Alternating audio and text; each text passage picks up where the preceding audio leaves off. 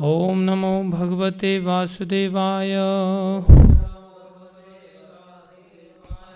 ओम नमो भगवते वासुदेवाय। नारायणं नमस्कृत्यं नरं चैव नरोत्तमं देवीं सरस्वतीं व्यासं ततो जयमुदीरये। नष्टप्रायेषु भद्रेषु नित्यं भागवत सेवया भगवती उत्तम श्लोके भक्तिर्भवती नैष्ठिकी। श्रीमद् भागवतम स्कंदे एक अध्याय 12 श्लोक संख्या 30। स एष लोके विख्यातः परीक्षत इति यत्प्रभुः पूर्वं दृष्टम् अनुध्यायन् परीक्षेत नरेष्वेह। स एषः लोके विख्यातः परीक्षित इति यत्प्रभुः पूर्वं दृष्टम् अनुध्यायन् परीक्षेत नरेष्वेह। स एष लोके विख्यातः परीक्षत इति यत्प्रभुः पूर्वं दृष्टम् अनुध्यायन् परीक्षेत नरेष्वेह।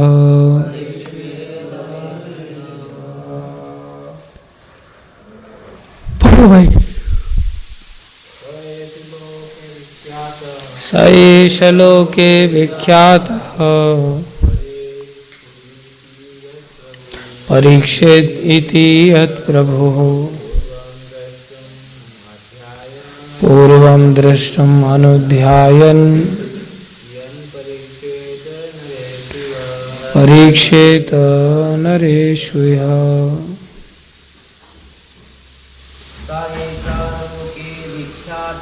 स एष लोके विख्यातः परीक्षेत इति यत्प्रभुः पूर्वं दृष्टम् अनुध्यायन् परीक्षेत नरेष्वेह। शब्दार्थ सह वह एषः इस लोके संसार में विख्यातः प्रसिद्ध परीक्षित परीक्षा लेने वाला इति इस प्रकार यत जो प्रभु हे राजा पूर्वम पूर्व में दृष्टम देखा जा चुका अनुध्यायन निरंतर विचारा जाकर परीक्षित परीक्षा लेगा नरेशु प्रत्येक व्यक्ति की। यह यहाँ अनुवाद इस प्रकार, सब जोर से बोलो, इस प्रकार यह पुत्र संसार में परीक्षित अर्थात परीक्षक नाम से विख्यात होगा, क्योंकि यह उन व्यक्ति की अन्वेषणा करने हेतु समस्त मनुष्यों का परीक्षण करेगा, जिन्हें इसने अपने जन्म के पूर्व देखा है। इस प्रकार यह निरंतर उनका अर्थात श्री भगवान का चिंतन करता रहेगा। तात्पर्य अर्चनीय वंदनीय प्रातः स्मरणीय श्रील प्रभुपाद जी द्वारा। श्रील प्रभुपाद की जय। पूछूंगा मैं, ध्यान से सुने सभी तात्पर्य। महाराज परीक्षित भाग्यशाली थे क्योंकि माता के गर्भ में रहते हुए ही उन पर श्री भगवान की छाप पड़ चुकी थी। अतः वे निरंतर श्री भगवान का चिंतन किया करते थे। एक बार यदि श्री भगवान के दिव्य रूप की छाप किसी के मन में स्थित हो जाए तो वह श्री भगवान को भुला ही नहीं भूल सकता। बालक परीक्षित गर्भ से बाहर आने के पश्चात प्रत्येक व्यक्ति की परीक्षा यह देखने हेतु करता रहता था कि कहीं यह व्यक्ति वही व्यक्ति तो नहीं है जैसे उसने गर्भ में सर्वप्रथम देखा था। लेकिन श्री भगवान के समान या उनसे बढ़कर आकर्षक कोई नहीं हो सकता। अतः वह बालक किसी को स्वीकार नहीं कर सका। लेकिन ऐसी परीक्षा के द्वारा श्री भगवान निरंतर उसके साथ रहे और इस प्रकार स्मरण के द्वारा महाराज परीक्षित श्री भगवान की भक्ति में सदैव संलग्न रहते। इस प्रसंग में श्री जीव गोस्वामी की टीका है कि यदि प्रत्येक बालक पर बचपन से ही श्री भगवान की छाप पड़ जाए, जैसे इस बालक के ऊपर छाप डालने का प्रयास चल रहा है, तो वह निश्चित रूप से महाराज परीक्षित की तरह भगवत भक्त बन सकता है। भले ही कोई महाराज परीक्षित की तरह इतना भाग्यशाली न हो कि उसे माता के गर्भ में श्री भगवान के दर्शन हो लें, लेकिन यदि बालक के माता पिता चाहें तो वह ऐसा बन सकता है। इस प्रसंग में मैं अपना व्यावहारिक उदाहरण दे सकता हूँ। मेरे पिता श्री भगवान के शुद्ध भक्त थे और जब मैं 4-5 साल का था तब मेरे पिता ने मुझे राधा कृष्ण की एक युगल मूर्ति प्रदान की थी। इसके जैसे ही थे तभी प्रभुपाद जी को उनके पिताजी ने मूर्ति दे दी। इसके पास भी नरसिंह देव, और कौन है नरसिंह देव के साथ तेरे पास? हरि बोल भजारी। नरसिंह देव के साथ तेरे पास कौन है दूसरे? हरि बोल। नरसिंह देव के साथ कौन है तेरे साथ? कौन है? प्रभुपाद जी। हाँ बोल। इसके साथ नरसिंह देव के साथ बलराम जी हैं। कौन है? हरि बोल भजारी।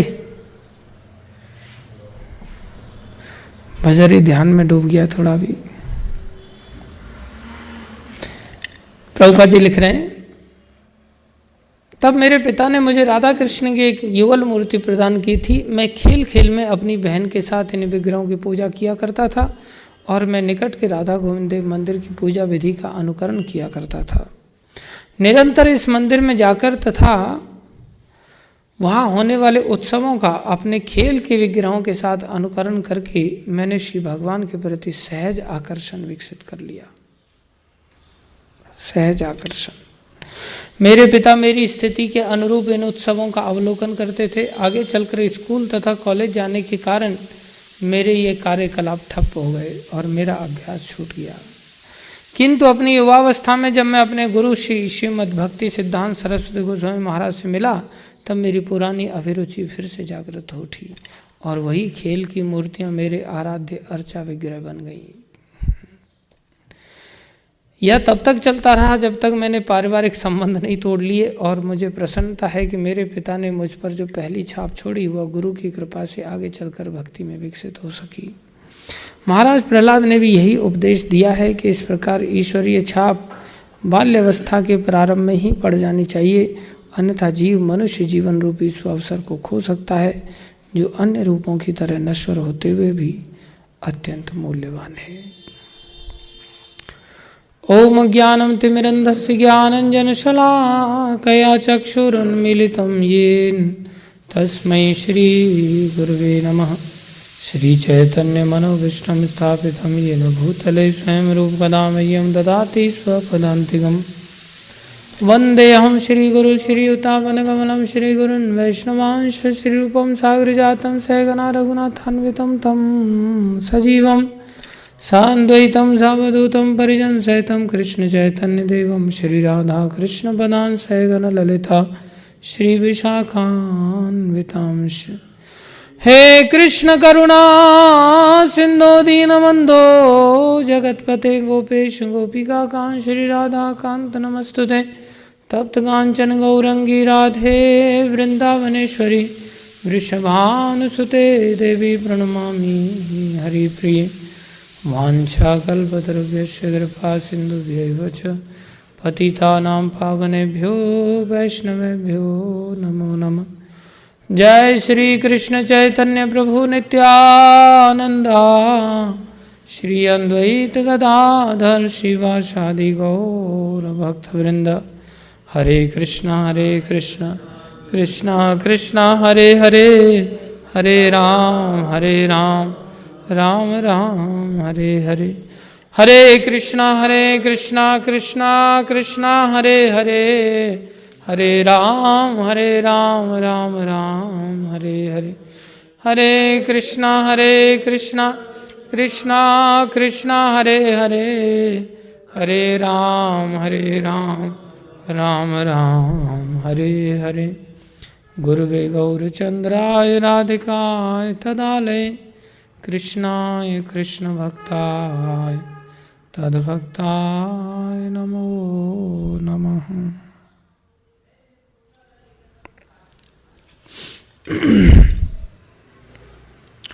हरे कृष्णा। आप सभी भक्तों का हार्दिक अभिनंदन है, स्वागत है। गुरु वैष्णवों की दया से जो कुछ कहें कृपा करके ध्यान से सुनो।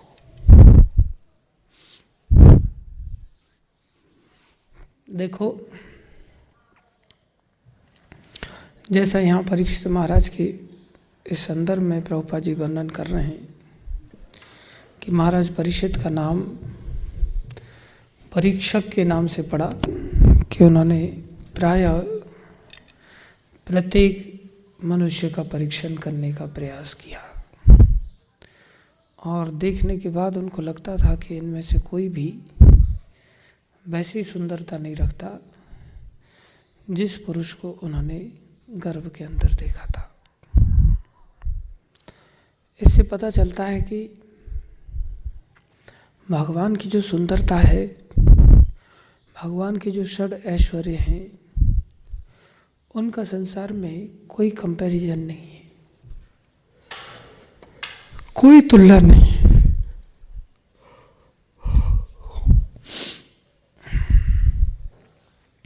हम लोग किसी भी स्तर पर भगवान की तुलना नहीं कर सकते।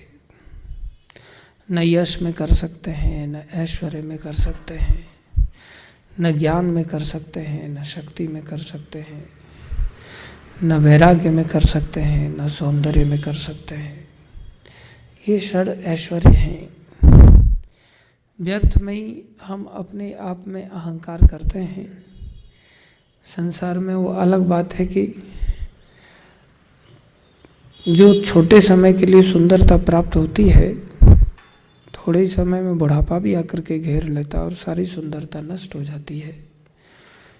फिर भी थोड़े समय की जो जवानी की सुंदरता है या बालपन की सुंदरता है, उसमें काले से काला व्यक्ति भी अपना श्रृंगार आदि करके समाज में ऐंठता हुआ चलता है और दर्शाता है कि मैं बहुत सुंदर हूँ, और अपना फ़ोटो देख देख करके भी खुश होता है। अपने फ़ोटोओं का संग्रह करता है। व्हाट्सएप में आप देखेंगे लोगों के मोबाइल में खुद के फ़ोटोज़ भरे पड़े रहते हैं और देखते मैं कितना सुंदर लग रहा था, है कि नहीं। तो ये जो वृत्ति है, ये ठीक वृत्ति नहीं है, ये अहं की वृत्ति है। उससे ममत्व पैदा होता है और हम संसार में फंस जाते हैं। सुंदरता है लेकिन भगवान के अंदर है। भगवान ही इन 6 भाग्यों के स्रोत है। अभी कोई अगर भक्ति करता है, कोई भगवान की शरण ग्रहण करता है, तो उसके पास भी ये 6 की 6 चीज़ें आ सकती हैं, क्योंकि मूल स्रोत किसके पास है? भगवान श्री कृष्ण के पास। वो सब चीज़ों के स्रोत हैं। जब उनके पास है तो भजन करने से 6 की 6 चीज़ें आएंगी, लेकिन प्रायः हम भजन करते हुए देखे नहीं जाते। इसलिए जो है थोड़ी बहुत भी वो भी चली जाती है। वास्तव में व्यक्ति इधर उधर परिश्रम करता है ऐश्वर्य की प्राप्ति के लिए, इधर उधर परिश्रम करता है यश की प्राप्ति के लिए, इधर उधर परिश्रम करता है ज्ञान की प्राप्ति के लिए। सब की सब चीज़ें भगवान के अंतर्गत हैं और भगवान का आश्रय लेने मात्र से सब की सब चीज़ें उसके अंदर भी प्रवेश कर जाती हैं। इसके ज्वलंत उदाहरण प्रभुपाद जी थे। प्रभुपाद जी के साथ जितने भी पूर्ववर्ती आचार्य हुए सब के सब इसके ज्वलंत उदाहरण थे। उनके पास किसी भी चीज़ की कभी कोई कमी नहीं रहती थी, सभी ऐश्वर्य में परिपूर्ण।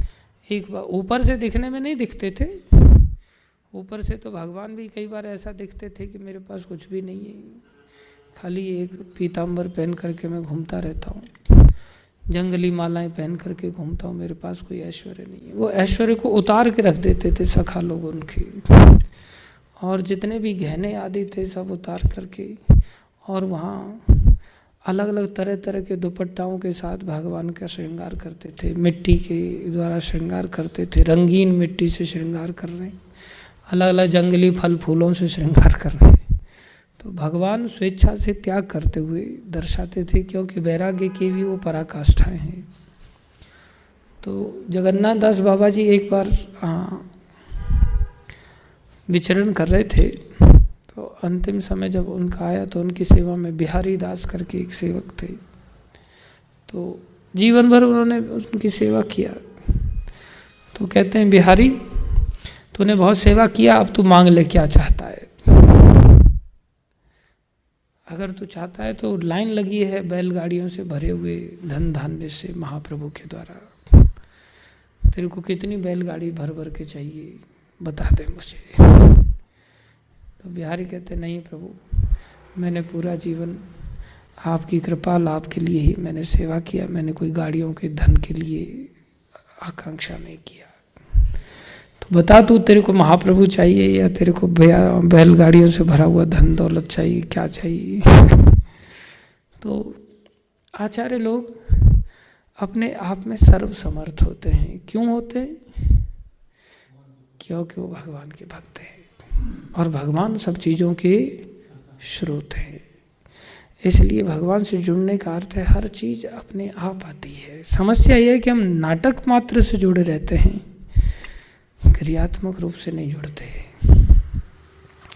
तिलक तो एकदम बढ़िया लगेगा, धोती कुर्ता एकदम बढ़िया प्रेस आदि के साथ रहेगा, सब कुछ बढ़िया रहेगा, लेकिन भावनात्मक रूप से भक्ति की सहज जो वृत्ति है, वो सहज वृत्ति हमारे अंदर नहीं होती है, लेकिन वो जबरदस्ती वाली वृत्ति होती है। वो पता चल जाता है कहाँ एक भागवत का श्लोक मात्र सुनते ही पुंडरीक विद्यानिधि जी लुढ़क पड़े, ऐसी सहज वृत्ति ऐश्वर्य में डूबे हुए, और कहाँ हम लोग भी लुढ़क जाते लेकिन हम नींद में लुढ़क जाते हैं।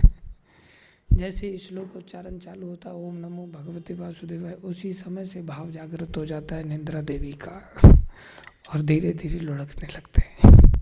हमारी सहज वृत्ति तमोगुण की ओर है, सहज वृत्ति भगवत भक्ति की ओर नहीं।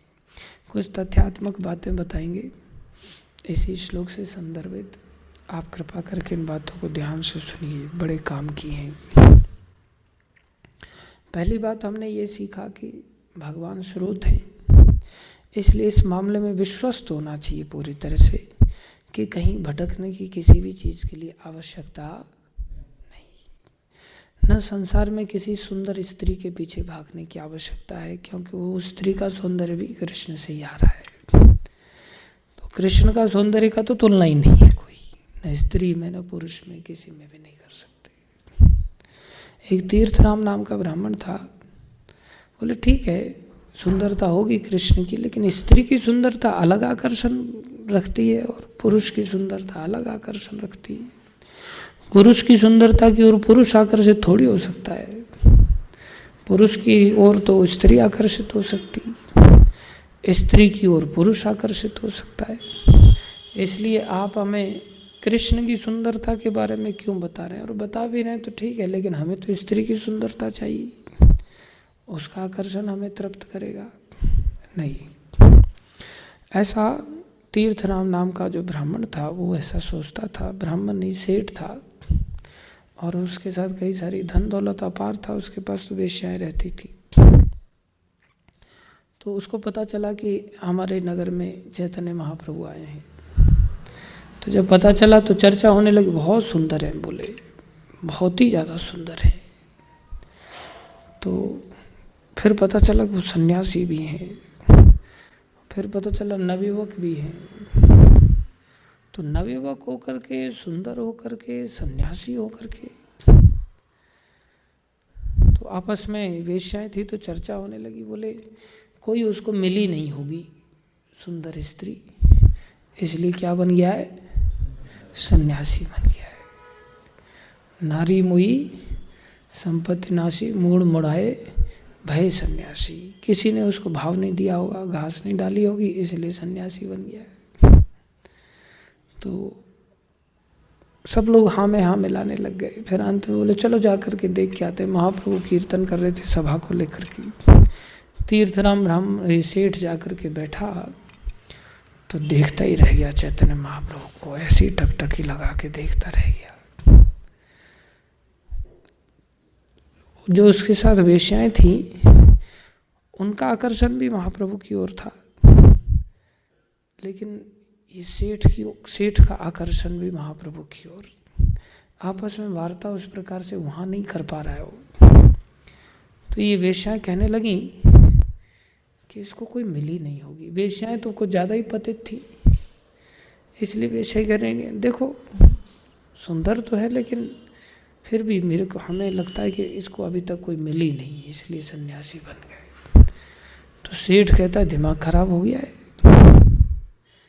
इतना सुंदर रूप है इनका कि कोई मिली नहीं होगी। स्त्री का आकर्षण होना तो अलग बात है, मैं पुरुष होकर के मैं आकर्षित होता जा रहा हूँ, मैं खिंचा चला जा रहा हूँ इनकी ओर।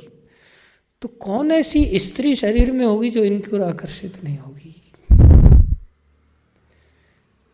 और फिर भी तुम्हें अगर ऐसा लगता है कि तुम इसको फंसा सकते हो अपनी सुंदरता में, क्योंकि वेश्याएं सुंदर ही होती है, आजकल की हीरोइन समझ लो।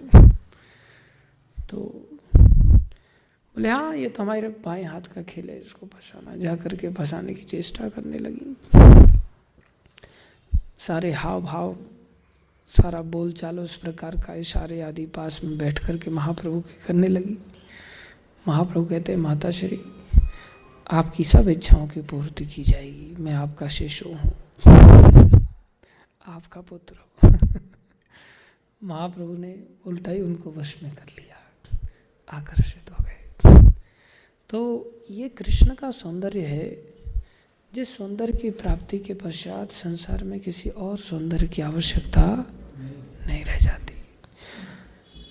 एक तो ये सिद्धांत निकल के आता है कि संसार में किसके पीछे भागे हम, कौन से ऐश्वर्य के पीछे भागे, कौन से उपाय के पीछे भागे, कौन से धंधे पानी के पीछे भागे कि भाई केक बेच करके पैसा कमाएंगे, या पिज़्ज़ा बेच करके पैसा कमाएंगे, या किसी की चापलूसी करके पैसा कमाएंगे, किसी को पैम्परिंग करके पैसा कमाएंगे, कोई धंधा पानी करके पैसा कमाएंगे। मैचलेस गिफ्ट में इतने सारे आइटम बढ़ाते चले जाएंगे, श्री श्री का हमारा गिफ्ट शॉप बन जाएगा। या आसाराम एडवर्टाइजमेंट करता है बीच बीच में, लेक्चर के बीच में, ये तेल जरूर लगाएं, ये साबुन का उपयोग जरूर करें, ये आंवला चूरन जरूर खाएं। रामदेव आसाराम भी करता था पहले, बीच बीच में एडवर्टाइजमेंट चलता था कथा के बीच में। तो ये जो वृत्ति है, ये वृत्ति एक अज्ञानी के लिए ही है। जिसने भागवत का आश्रय लिया है उसको पता है कि महाराज परीक्षित अपने जीवन में किसी और आकर्षित नहीं हुए। सारे संसार में राजा बन करके वो भ्रमण कर रहे हैं। कैन यू इमेजिन, राजा बन करके भ्रमण करने का अर्थ क्या? क्या राजा होना उनको संतुष्ट कर पाया? राजा के पास कौन से ऐश्वर्य की कमी होती है? कोई कहे हाँ हम भी राजा बन जाएंगे तब हम भी भ्रमण करेंगे, नहीं। यहाँ से सीखना, राजा बनने के बाद भ्रमण कर रहे हैं, अर्थात अभी वो संतुष्ट नहीं है। राजा पने से भी संतुष्ट नहीं, किसी वस्तु से संतुष्ट नहीं। उन्हीं महाराज हाँ भगवान श्री कृष्ण का ध्यान करने, चिंतन करने, स्मरण करने, वो कौन थे जिन्होंने हमें ऐसे दिव्य दर्शन दिए थे? कहाँ मिलेंगे वो भगवान? तो एक तो हम ये ध्यान रखें कि अगर हम भगवान को छोड़ करके संसार में भटक रहे हैं तो हम वैसे भी महाराज परीक्षित की तरह कभी संतुष्ट नहीं हो सकते। और दूसरी बात, अगर कृष्ण की प्राप्ति के रास्ते पर चल पड़े तो क्या ऐसी वस्तु है जो हमें नहीं प्राप्त होगी? क्योंकि हर चीज़ के स्रोत हैं। क्या यश नहीं मिलेगा? क्या जरूरी है उसके लिए मुझे पॉलिटिशियन ही बनना पड़ेगा? नहीं। क्या जरूरी है मुझे संसार में अच्छा वक्ता बनना पड़ेगा उसके लिए तभी मुझे यश प्राप्त होगा? नहीं। क्या मुझे लोगों को हंसाने वाला कॉमेडियन बनना पड़ेगा उसके लिए तब यश प्राप्त होगा? नहीं।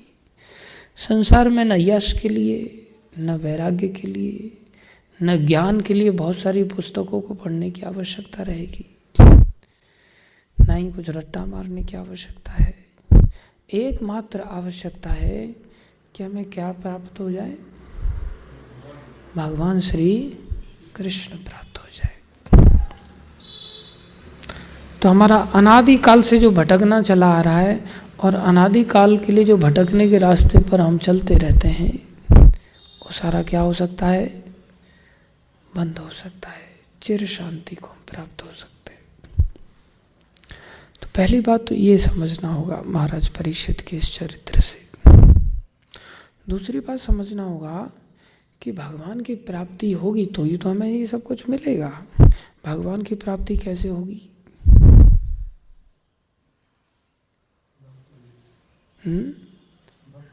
भक्त बनने से। भगवान की प्राप्ति का कोई दूसरा अल्टरनेट है ही नहीं। क्यों? पहली बात, भगवान स्वराट हैं, परम स्वतंत्र हैं। जब वो परम स्वतंत्र हैं अर्थात सर्वे सर्वा हैं, सबके स्वामी हैं, तो वो भगवान को क्या कोई अपनी ताकत से प्राप्त कर सकता है? नहीं कर सकता। वो तो उनकी दया है कि वो किसके ऊपर आकर्षित हो जाएं, किसको रीझ जाएं किसके ऊपर। कठोपनिषद में एक श्लोक आता है, नायम आत्मा प्रवचने न लभ्यो न मेधया न बहुना श्रुतेन। और भी आगे वर्णन कर रहे हैं, नहीं यशा यमेवेशम वृणुते तेन लभ्यः। बोले भगवान प्रवचन के द्वारा नहीं प्राप्त हो सकते। कोई बहुत बड़ा वक्ता बन जाए, बढ़िया बढ़िया उदाहरणों के साथ और तालियों के साथ गड़गड़ाहट गूंजने लग जाए, इतना बढ़िया प्रवचन देता है तो हो इसको तो भगवान प्राप्ति होगी। बोले नहीं, नायम आत्मा प्रवचने न लभ्यो। तो कैसे मिलेंगे फिर? न मेधया, आपकी मेधावी अर्थात बुद्धि बड़ी शार्प है, परमार्थ मार्ग के प्रति ही आपकी बुद्धि बहुत शार्प रीति से काम करती है। टक टक टक टक टक टक टक टक आपके पास दिमाग एकदम बहुत स्पीड से चल रहा है। न मेधया, भगवान नहीं मिलेंगे।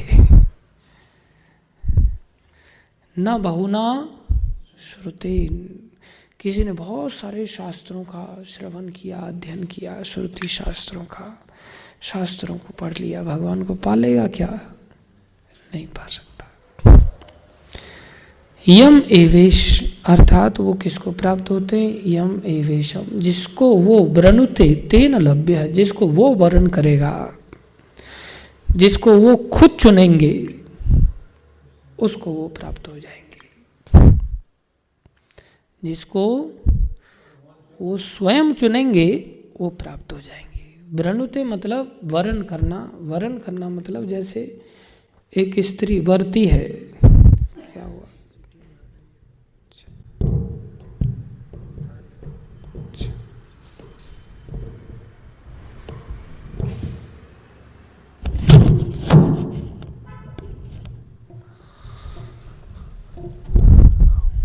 जिसको वो वरते हैं वो व्यक्ति ही भगवान को प्राप्त कर सकता है, अपने प्रयास के द्वारा भगवान को प्राप्त नहीं कर सकता। प्रश्न उठता है वो किसको वरेंगे? अब जैसे स्वयंवर है तो कोई राजकुमारी है, तो राजकुमारी को कौन प्राप्त करेगा? हाँ, जो एलिजिबल होगा। किसके अकॉर्डिंग? राजकुमारी के अकॉर्डिंग। राजकुमारी जिसको वरण करना चाहेगी वो राजकुमारी को प्राप्त करेगा। राजकुमारी के लिए स्वयंवर है, लोगों के लिए स्वयं पत्नी नहीं है। वो स्वयं पत्नी का चुनाव नहीं कर सकते। राजकुमारी के पास राइट है कि वो कौन से वर का चुनाव करेगी। जिसके गले में वरमाला डाल देगी वो व्यक्ति का उसका वरण हो जाएगा। तो भगवान किसी व्यक्ति को अगर अपना वरण करेंगे, किसी को चुनेंगे राजकुमारी की तरह, वो भगवान को प्राप्त हो जाएगा। फिर इसमें फालतू में ही हम राजकुमार बन करके जा करके जबरदस्ती बैठ करके और दुस्साहस करेंगे, नहीं ऐसे पाएंगे भगवान को, तो भगवान कैसे भी नहीं मिलने वाले भाई। तो फिर इसमें जीव का क्या दोष है भगवान को नहीं पाने को लेकर के? जीव का तो कोई दोष है ही नहीं। भगवान जिसको पाना चाहेंगे पा लेंगे, क्योंकि ये राइट तो भगवान के पास है ना, हमारे पास थोड़ी है। नहीं, ये राइट हमारे पास भी है। उनके पास तो है ही, हमारे पास भी है थोड़ी मात्रा में। हमारे पास क्या है? बोले कोई भी राजकुमारी किसी राजकुमार का वरण जब करेगी तो क्या देख के करेगी?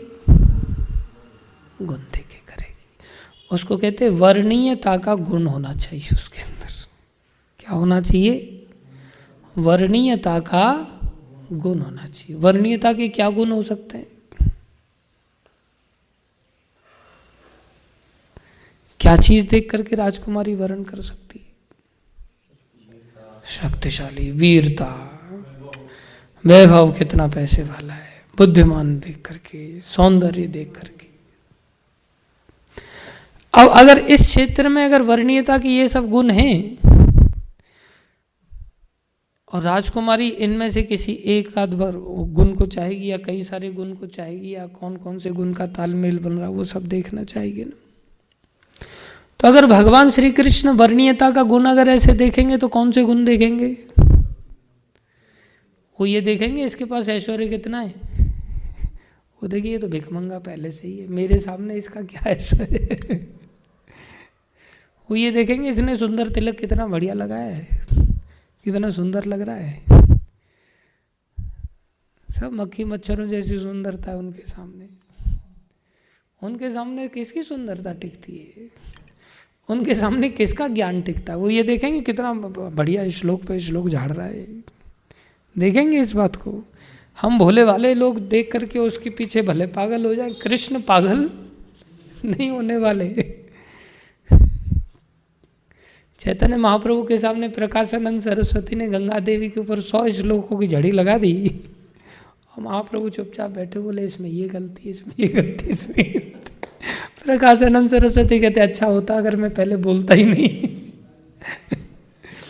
इसलिए महाप्रभु के सामने, जगन्नाथ जी के सामने, कृष्ण के सामने कोई उन्हीं के श्लोकों को बड़े राग ताल से बहुत अच्छी तरह से और वो लाइन लगा करके धड़ धड़ धड़ धड़ झाड़ता जा रहा है। पब्लिक आपकी ओर आकर्षित हो सकती है, कृष्ण आपकी ओर आकर्षित नहीं। उल्टा वो गलती जरूर निकाल देंगे, इसमें ये गलती है, इसमें ये गलती, इसमें मैं बुद्धू कहाँ से आ गया, भगाओ इसको। इसलिए कृष्ण हमारी विद्वता पर आकर्षित नहीं हो सकते, कृष्ण हमारे वैराग्य पर आकर्षित नहीं हो सकते। क्या वैराग्य कर सकते हैं हम उनकी माया के सामने? हम कहीं टिक पाएंगे? बड़े बड़े वैरागी शिव जी वो माया के शिकार हो गए, ब्रह्मा जी को शिकार होना पड़ा। कौन ऐसा है जिसने वैराग्य में, जिसने जीवन में श्रृंगी ऋषि, जिन्होंने जीवन में कभी स्त्री को देखा ही नहीं, जिनके जीवन में स्त्री पुरुष का भी भेद नहीं, वो श्रृंगी ऋषि की पिंगी कर डाली। माया देवी ने ऐसा उनको घुमाया, चक्कर में डाला, बेचारे राजा बन गए वो। सब स्त्री पुरुष का भान हो गया, पर करा दिया। हम तो पहले से ही पैदाइशी भोगी हैं, संस्कारों के भोगी हैं। हर तरफ समाज में चारों तरफ भोग वृत्तियां हैं। वो जंगल में रहते हुए माया के शिकार हो गए। तो हम में से कौन ऐसा है जो ऐसा वैराग्य का एकदम झंडा गाड़ सकता है? दुनिया में कोई नहीं झंडा गाड़ सकता है। माया बड़ी प्रबल है। तो वैराग्य से भगवान कैसे हमारे आकर्षित होंगे? कैसे ज्ञान से आकर्षित होंगे? कैसे सुंदरता से आकर्षित होंगे? हाँ, किस चीज से भगवान हमारी ओर आकर्षित हो सकते हैं? कोई ऐसा वर्णीयता का गुण नहीं है जिससे भगवान हमारी ओर आकर्षित हों और वरमाला लेकर के हमारे गले में डालते हैं।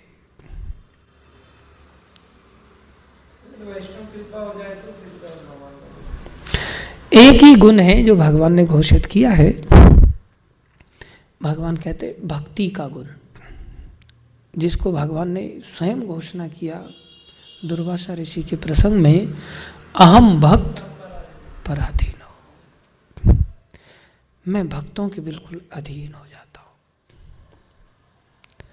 बहुत सुंदर प्रसंग है दुर्वासा ऋषि का, जहाँ भगवान इन श्लोकों की लाइन लगाते हैं और 5-6 श्लोक इतने सुंदर हैं कि एक का आधार एक, एक का आधार एक, बहुत सुंदर है, अद्भुत है।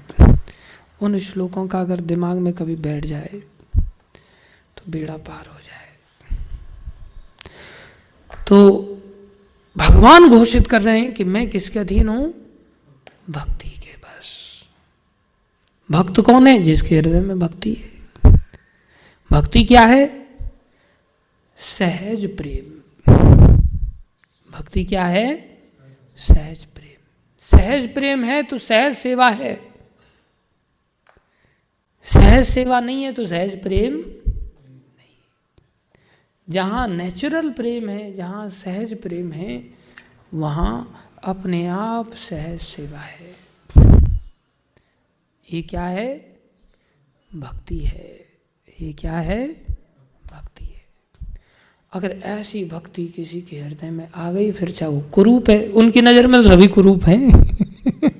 उनकी नज़र में सब भिखमंगे हैं, धन दौलत कुछ है नहीं। उनकी नज़र में सब बुद्धू हैं, मूर्ख हैं। अगर भक्ति आ गई, सहज प्रेम आ गया। मिला श्लोक 9वें स्कंद का? हाँ, मेरे को ही दे दे, मैं ही बोलता हूँ।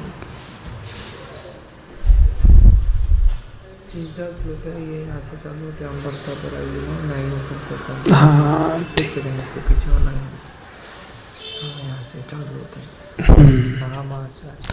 नौवें स्कंद का 4थे अध्याय का 63वां श्लोक है। कैसी बड़ी बात भगवान कह रहे हैं। श्री भगवान उवाच, हमेशा के लिए आप सब लोग भी और भगवान की कृपा से, प्रभुपाद कृपा से मैं भी प्रयास करूं कि इस बात को सदा सदा के लिए याद रखें हम। ये सिद्धांत बड़ा सरल है, सहज है और हमेशा के लिए हृदय में धारण करने योग्य है। क्या कह रहे हैं भगवान? श्री भगवान उवाच, अहम भक्त पराधीनो हि अस्वतंत्र इव द्विजः। 2 बार भगवान कह रहे हैं मैं भक्तों के पराधीन हूं, और कह रहे हैं कौन कहता है मैं स्वतंत्र हूं? कौन कहता है मैं स्वतंत्र हूं? मैं स्वतंत्र नहीं हूं। हे ब्राह्मण, हे दुर्वासा, हे द्विज, तुमको किसने कह दिया कि मैं स्वतंत्र हूं और मेरी स्वेच्छा से मैं तुम्हें सुदर्शन के इस वेग से मुक्त कर सकता हूं? सुदर्शन की ये आग तुम्हें ठंडा करने के लिए मैं अधिकार प्राप्त हूँ, मैं कैसे कर सकता हूँ? मैं नहीं कर सकता। 9.4.63। तो क्या कह रहे हैं फिर? और क्या कह रहे हैं? हाँ, साधुर्भिर ग्रस्त हृदय हो, 3री बार भी कहा। क्या कह रहे हैं? बोले साधुभिर ग्रस्त हृदय। ग्रस्त माने मैं चाहता नहीं हूं, कोई भी नहीं चाहता किसी के द्वारा फंसना। बोले साधु लोगों का जो हृदय है वो मेरे को ग्रसित कर लेता है, खा जाता है मेरे को, अंदर हृदय में बैठा लेता है। मैं मुक्त नहीं हूं, चाहता नहीं हूं मैं, लेकिन मेरे को मजबूरी में क्या करना पड़ता है, जाना पड़ता है।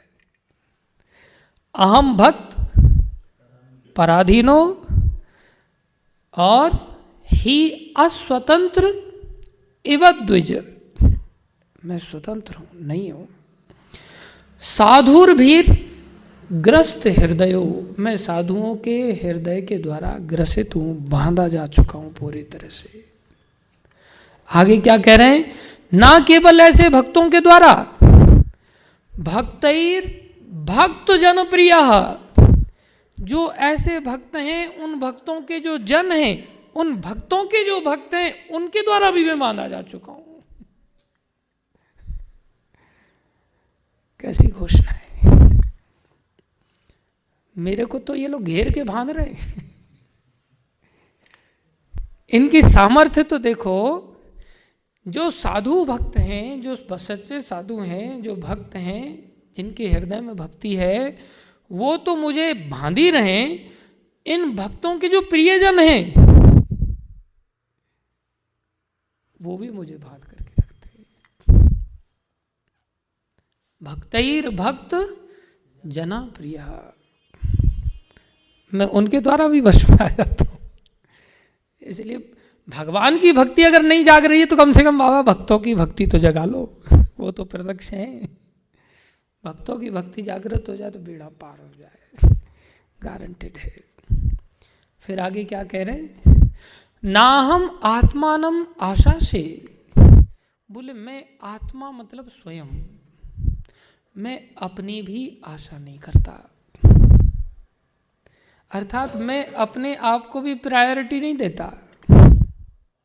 किसके सामने, भक्तों के सामने। मद भक्तई साधुर भीर बिना, साधु के बिना जो मेरे भक्त हैं, मद भक्तई साधुर भीर बिना, मैं उनके बिना अपने आप को भी महत्व नहीं देता।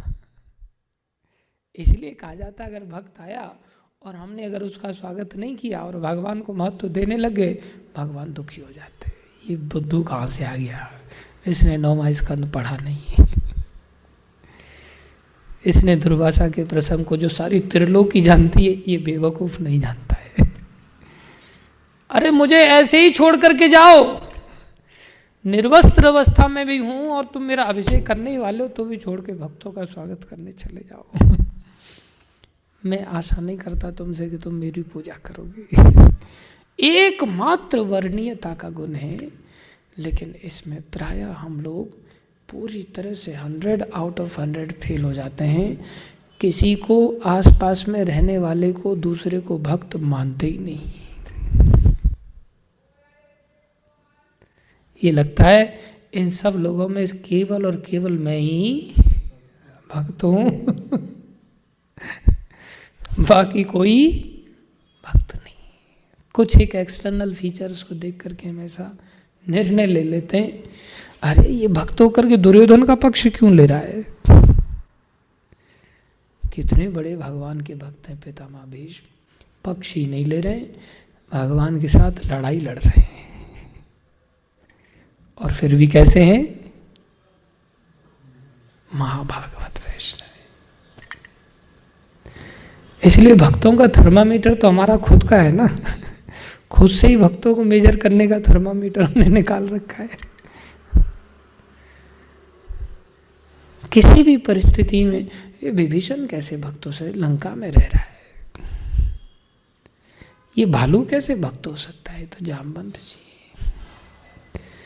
एक बंदर कैसे भक्त हो सकता है, तो हनुमान जी। बंदर क्या, भालू क्या, कुत्ता क्या, कोई भी जीव मात्र भक्त हो सकता है। इसलिए इस थर्मामीटर को उखाड़ करके फेंकना चाहिए, जो हमारा खुद का सेल्फ जनरेटेड थर्मामीटर है। हाँ, माला है, तिलक है, ये कर रहा है, ऐसा कर रहा है, वैसा कर रहा है, तो भक्त है, नहीं तो भक्त नहीं। प्रभुपाद जी सबका सम्मान करते थे, हम तो भक्तों का भी सम्मान नहीं कर सकते। दोष लिस्ट निकाल देंगे फटाफट फटाफट। तो भगवान कह रहे ना हम आत्मानम आशा से मद भक्तिर साधुर्भिर बिना श्रियम च अत्यंत किम ब्रह्मन। हाँ बोले भैया श्रियम अर्थात लक्ष्मी जी जो ऐश्वर्य की देवी हैं, च अत्यंत किम ब्राह्मण, हे ब्राह्मण मैं उनका भी आकांक्षा नहीं करता, उनको भी त्याग देता हूं। लक्ष्मी का त्याग कर देते हैं जिनसे बड़ी कोई सती स्त्री नहीं है। सती स्त्री भी अपने पति को बांध लेती है, लेकिन भगवान क्या कह रहे, मैं उनको भी त्याग देता हूं। किनको, किसके लिए? ये शाम गतिर अहम परा, जिनकी गति मैं हूं। कैसे भक्तों के लिए मैं ऐसा करता हूं? जिनकी गति मैं हूं। अब कोई भी व्यक्ति मेरे जैसा बुद्धू तो कहने के लिए हमेशा तैयार रहता है हमारी गति तो कृष्ण ही है, और कृष्ण ने हमें वरण कर लिया है और हम भक्त हैं। फिर अंदर ये तूफान क्यों उठ रहे हैं फिर संसार में अलग अलग चीजों को देख देख करके? नहीं, गति अगर परा है तो उसका अगले श्लोक में वर्णन कर रहे हैं किसकी गति परा है। ये जिनके अंदर कोई भी घोषणा न कर दे, इसलिए क्लियर कर दे रहे, ये दारागार पुत्राप्तान, जिन्होंने स्त्री का आगार मकान दुकान, पुत्र संतान आदि, आप्त परिवारीजन, प्राणान अपने प्राणों की भी चिंता नहीं की कि मुझे आज रोटी नहीं मिली इसलिए मैं जा रहा हूँ, मुझे आज घी नहीं मिला इसलिए मैं जा रहा हूँ, मेरे हिस्से का दूध वो पी गया इसलिए मैं जा रहा हूँ। बोले ये दारागार पुत्र आप्तान प्राणान, यहाँ तो लौट लौट करके चले जाते हैं, यहाँ मेरी पत्नी कैसी है। कोई आदमी को कहा जाए भाई तुम्हारी गति कृष्ण को, अरे क्या गति कृष्ण को बुलाने, जो पत्नी के साथ मीठी मीठी बातें करते हैं, जो आनंद है, जो संस्कार है, वो भगवान के साथ ऐसा कैसे आनंद लिया जा सकता। छोड़ो सब, छोटी बहुत थोड़ी बहुत देर के लिए ठीक है, बाकी गप्पे शप्पे संसार में पत्नी के साथ लड़ाते हैं, गर्लफ्रेंड के साथ थोड़ी वार्ता कर लेते हैं व्हाट्सएप पर, इधर तिकड़म लगाते हैं उधर तिकड़म लगाते हैं, यश मान प्रतिष्ठा को गति बना लेते हैं, गई भैंस पानी में। भगवान कह रहे जाओ फिर। ये दारागार पुत्राप्तान प्राणाम वित्तम एवं परम, संपत्ति आदि ये जितनी भी चीजें हैं हित्वा, इन सबको जो छोड़ देता है, माम शरणम याता, और मेरी शरण में दौड़ा चला आता है। कथम, कैसे उसका मैं क्या करूं, ताम त्यक्तम उत्साहे, मैं किस प्रकार उत्साहित हो सकता हूं भाई ऐसे लोगों को छोड़ने का। ब्राह्मण, अरे ब्राह्मण दुर्भाषा, मैं ऐसे व्यक्ति जो महाराज अम्बरीश हैं, मैं कैसे उनको छोड़ दूँ, तुम ही बताओ जरा। जिन्होंने मेरे लिए पत्नी को छोड़ा, जिन्होंने मकान को छोड़ा, जिन्होंने मेरे लिए प्राण तक छोड़ने के लिए बिल्कुल हाथ जोड़ करके खड़े हैं, तुम्हारी कृत्या से भयभीत नहीं हुए। कोई नहीं, जैसे ही कृष्ण रखे वैसे ही ठीक है। तो भला मैं ऐसे लोगों को कथम ताम त्यक्तुम उत्साही, कैसे उनको छोड़ने के लिए उत्साहित हो सकता हूं। आगे कह रहे हैं मई निर्बद्ध हृदया, हाँ कैसी बड़ी बात, वही बात बता रहे हैं जिसके वर्ण की बात यहां आई। मई निर्बद्ध हृदया, ये जो साधवा, जो साधु हैं, ये क्या करते हैं, मेरे को हृदय में बांध लेते हैं। मई निर्बद्ध हृदया, कैसे साधु, समदर्शना, समदर्शी, वशे कुर्वन्ति माम, कितनी बार भगवान घोषणा कर रहे हैं, वशे कुर्वन्ति माम, मेरे को बिल्कुल वशीभूत कर लेते हैं। कैसे वशीभूत कर लेते हैं? भक्त्या, भक्ति के द्वारा। कौन सी भक्ति के द्वारा? स्त्रियः, सत स्त्रियः, जैसे एक स्त्री, कौन सी स्त्री? सत स्त्री, सच्ची स्त्री, सत्य, हाँ, जिसको कहते सती स्त्री। सत स्त्रिया सतपतिम यथा, अर्थात कोई अगर सच्चा पति होगा, सतपति को ही सत्य स्त्री वश में कर सकती है। अगर भोगी पति है तो सत स्त्री कैसे वश में लाएगी उसको अपने गुणों से? तो उसके अंदर तो भोग के गुण पाए नहीं जाते। सत स्त्री सतपति को अपने गुणों के द्वारा जैसे वश में कर लेती है, भगवान कर बिल्कुल वैसे ही भक्त मुझे ऐसे ही वश में कर लेते, एकदम से ऐसे ही वश में कर लेते हैं। तो कृष्ण सतपति हैं या नहीं है, उसमें तो कोई संदेह होता ही नहीं। हाँ, वो कृष्ण सतपति और हमारे वश में नहीं आ रहे, इसका मतलब हम सत स्त्री नहीं है। हमारे अंदर वो वर्णीयता का गुण नहीं है। क्या है वो गुण? भक्त्या। क्या है? कुछ भी नहीं है। कृष्ण को पाना एक विवाह जैसा है बस। कृष्ण को पाना मतलब स्वयंवर जैसा है। और कृष्ण ऐसा नहीं कि केवल एक ही पत्नी व्रतधारी है। कृष्ण तो लाइन लगाने के लिए तैयार बैठे रहते हैं। हर व्यक्ति का वर्ण करने के लिए, हर आत्मा का वर्ण करने के लिए वो रो रहे, तैयार है। ये दिल मांगे मोर, वो तो इतना चाहते हैं। लेकिन हम जैसी भोगी स्त्रियां भगवान के वर्णीयता के गुण को नहीं धारण कर सकते। भक्त्या, सहज भक्ति अगर है, भक्त्या मतलब प्रेममयी सेवा। कैसी सेवा? प्रेममयी सेवा। मतलब प्रेम मतलब सहज रूप से, उसको कहना नहीं पड़ता। सहज सेवा अगर हमारे अंदर है तो भाई भक्ति है। ये बालपन से ही अगर ऐसे संस्कार डाल दिए जाए। अब हो क्या गया हमारे साथ?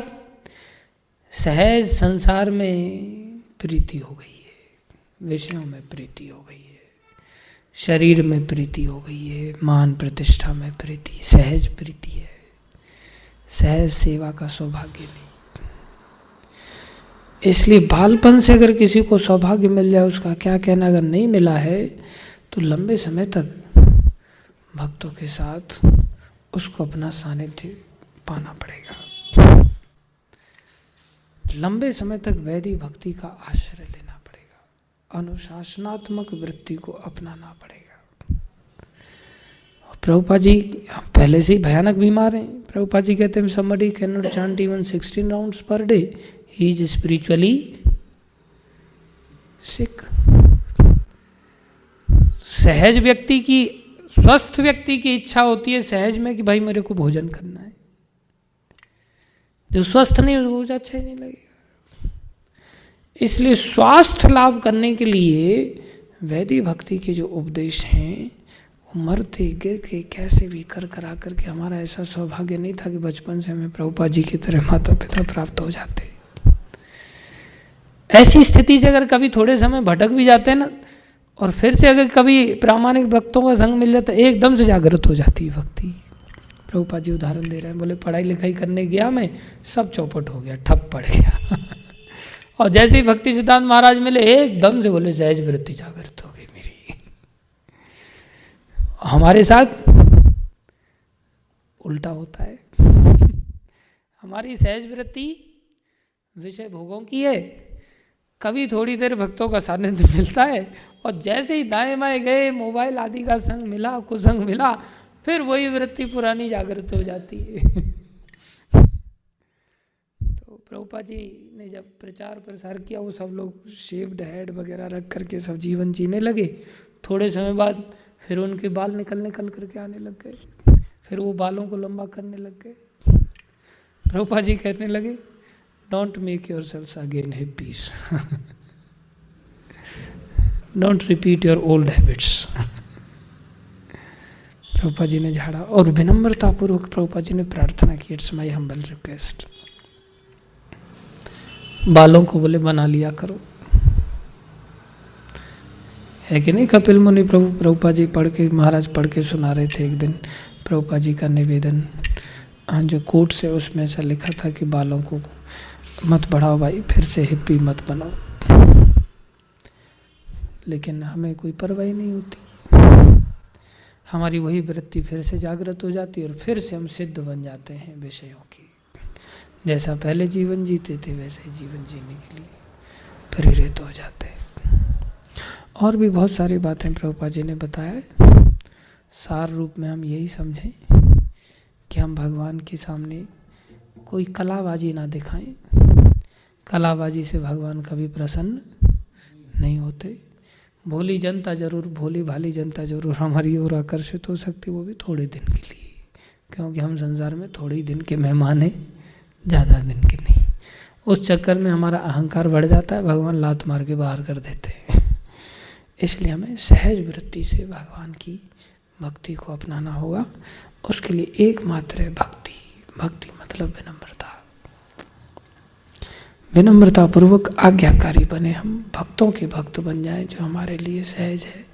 बन पाते हैं तो भाई जीवन सफल है, नहीं बन पाते तो फिर 4 दिन की चांदनी फिर अंधेरी रात।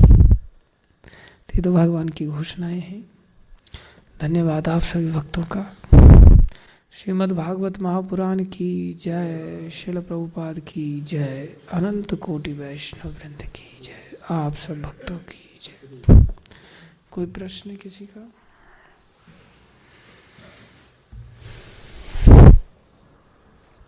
आलस को कैसे त्यागा जाता है? हाँ, आलस्य को जब तक नहीं त्यागा जा सकता, जब तक हम शारीरिक स्तर पर हैं। आत्मा के स्तर पर आने मात्र से ही आलस्य का त्याग होगा। और आत्मा का स्तर हमें है ही नहीं नेचुरली, तो आएगा कहाँ से? आएगा वैदिक भक्ति का आश्रय लेने से। जब हम महिमा श्रवण करेंगे भक्तों की, तब हम भक्तों की आज्ञाकारी बनेंगे। जब आज्ञाकारी बनेंगे, श्रद्धा उत्पन्न होगी तो भय उत्पन्न हो जाएगा उनसे। जब तक भय नहीं है तब तक हम समकक्षी बन करके जीवन जीते हैं, तो फिर आज्ञाकारी नहीं बन पाते। तो भक्तों की महिमा को हम जितना अधिक हो सके उतना श्रवण करें, और उसके द्वारा ही हम आज्ञाकारी बन सकते हैं। नेचुरली हम इतने सहज रूप से नहीं बन सकते। इसको भगवान ने गीता में बताया। अगर कोई भक्ति, ये सब भक्ति के लक्षण हैं। अगर ऐसा नहीं पालन हो पा रहा है तो बोले ऐसा करो, ऐसा नहीं कर पा रहे हो तो ऐसा करो, ऐसा नहीं कर पा रहे हो तो ऐसा करो। 12वें अध्याय में भगवान बता रहे हैं। अगर नहीं है तो बोले अभ्यास करो, अभ्यास भी नहीं है तो फिर ऐसा करो, ये भी नहीं है तो ऐसा करो। स्टेप बाय स्टेप भगवान ने सारी बातें बताए। उनका क्या है ना, हम अच्छी चीज़ों को प्रोक्रास्टिनेट कर जाते हैं, जैसे बाद में कर लेंगे। दीर्घ सूत्री तमोगुनी है ना, तमोगुण में आ जाता है प्रोक्रास्टिनेशन। तमोगुण में आ नहीं जाते। तमोगुनी बाई डिफॉल्ट है पहले से ही। नहीं, वो तमोगुणी वृत्ति है। हाँ, तमोगुनी वृत्ति है। तमोगुनी है तो तमोगुनी वृत्ति रहेगी ना। सतोगुनी बनने के लिए क्रियात्मक रूप से कुछ करना पड़ेगा, जो गीता में भगवान बता रहे हैं। इसलिए भक्तों के साथ उठना बैठना, अभ्यास करना, प्रयास किया जा सकता है। सब नहीं कर पाएंगे, अलग अलग लोगों की ग्राहकता है, उस आधार पर सब अलग अलग मात्रा में ही कर पाएंगे। मौका सबके लिए है। माया से कैसे बचा जाए? अच्छा प्रश्न है। गीता में भगवान कह रहे हैं मामे भी ये प्रपद्यन्ते माया एताम तरन्ते। मेरी शरण में आ जाओ, माया को जीत जाओगे। तो भगवान की शरण में आने का मतलब है भक्तों की शरण में आना। भक्तों की शरण में आने का मतलब है भक्तों की आज्ञा का पालन करना। तो ये एकदम से नहीं होगा, धीरे धीरे होगा। भक्तों की आज्ञा पालन क्यों करें? भक्तों के पास ऐसा क्या है तो उसके लिए भक्तों की महिमा जब भागवत आदि से श्रवण करेंगे तब पता चलेगा कि भक्तों की आज्ञा पालन करना इसलिए जरूरी है। तब फिर हम धीरे धीरे माया से बाहर आ जाएंगे। ठीक है।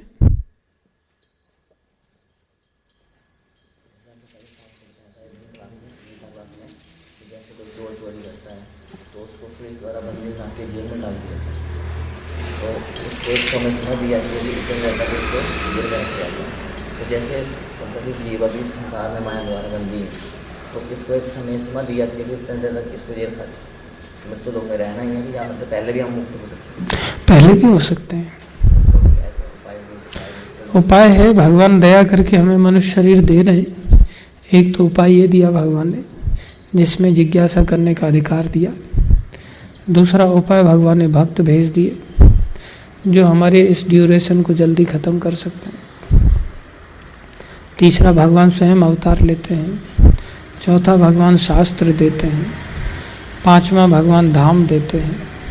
छठवां भगवान अपने भक्तों के साथ विग्रह आदि भी दे करके जाते हैं। ये अनेक उपाय हैं। नाम देते हैं भगवान अपना, जिससे हम चाहें तो अपना सुधार करके जल्दी से वापस जा सकते हैं।